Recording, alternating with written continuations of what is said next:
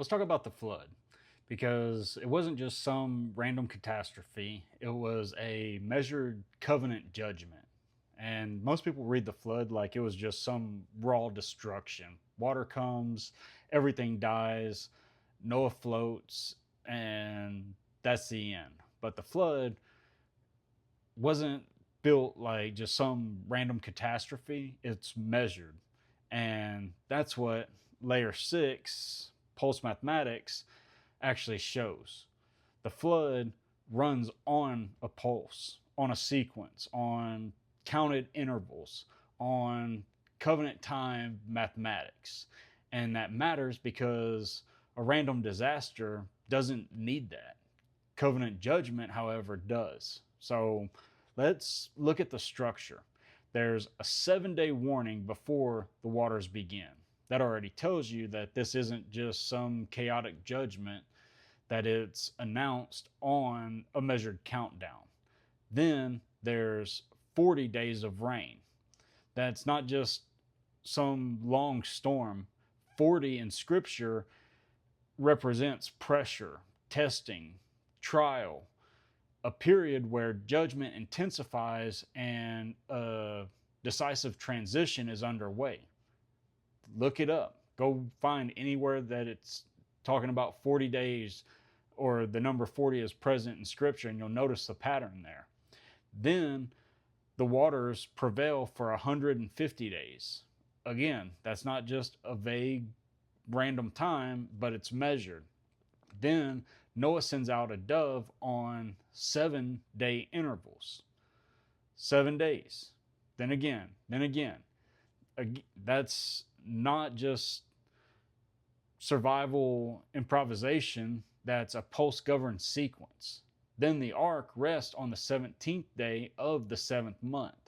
Again, that's another exact covenant dating. You have the month, day, and placement. So the whole event is numerically structured. Now you may ask why. Because this isn't a geological freak event that the text later decorated with symbolism. It's a covenant judgment operating on Yahuwah's time. And that's the force behind this layer. The flood doesn't just happen, it unfolds according to measured covenant order. And once you can see that, then the whole event begins to change, because a random catastrophe isn't interested in specific timelines, in a pulse sequence. An extinction event doesn't care about 7-day warnings, recurring 7-day intervals, a specific month and day landing point, and sustained measured stages of escalation and subsiding. But covenant judgment, however, does. Because covenant judgment isn't blind rage, it's ordered, it's timed, it's governed. And that means that the flood isn't just about destruction, it's about a judicial sequence. Warning, pressure, prevailing judgment, preserved remnant, release testing, a resting point, and a new beginning. That's a controlled event. And that should hit you hard, because it means that the flood isn't narrating chaos just taking over all of creation. It's narrating Yahuwah ruling creation so precisely that even the judgment itself runs on a measurement or a measured structure.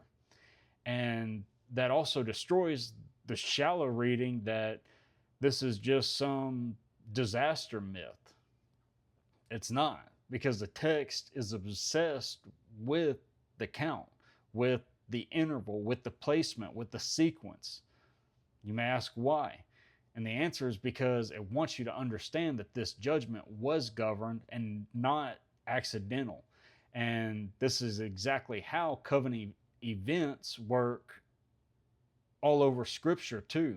You have sacred time, measured phases, judgment under count, release under count, and restoration under count.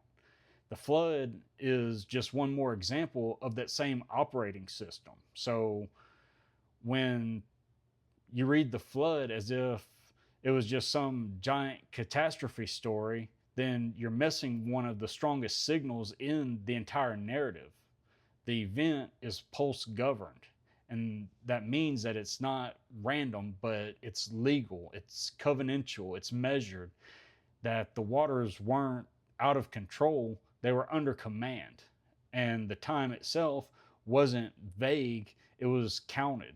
The remnant wasn't drifting through chaos, they were being carried through a judgment whose beginning, middle, and release all operated on a covenant sequence. And that is layer 6, pulse mathematics. The flood wasn't just random destruction with a theological meaning added later. It's a pulse governed covenant judgment from the very beginning.